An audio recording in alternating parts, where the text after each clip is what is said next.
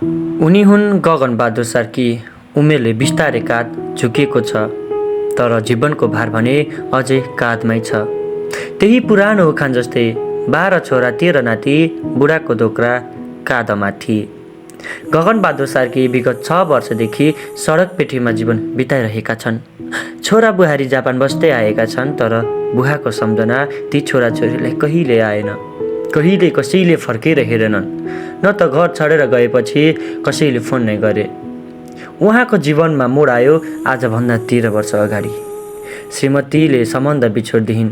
त्यो सम्बन्ध बिछोडले उहाँको सबै थोक खोसियो, घरको चुलो, मनको सन्तुलन र जिन्दगीको आशय। पहिला पहिला मिस्त्रीको सेवा गर्दै आउनुहुन्थ्यो, तर आफ्नो घर परिवारले छोडिसकेपछि उहाँलाई बिस्तारै मनोसामाजिक समस्याले ग्रसित बनायो।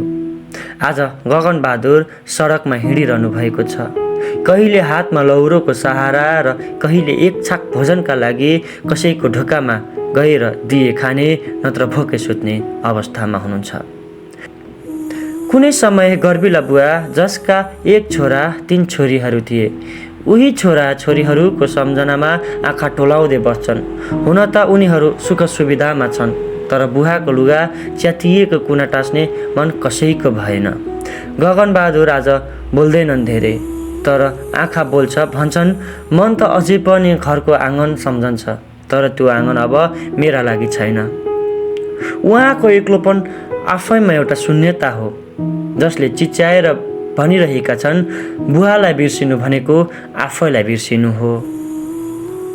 आज उहाँ मानव सेवा आश्रम सुर्खेतमा हुनुहुन्छ, तर त्यो सडक उहाँको गन्तव्य होइन।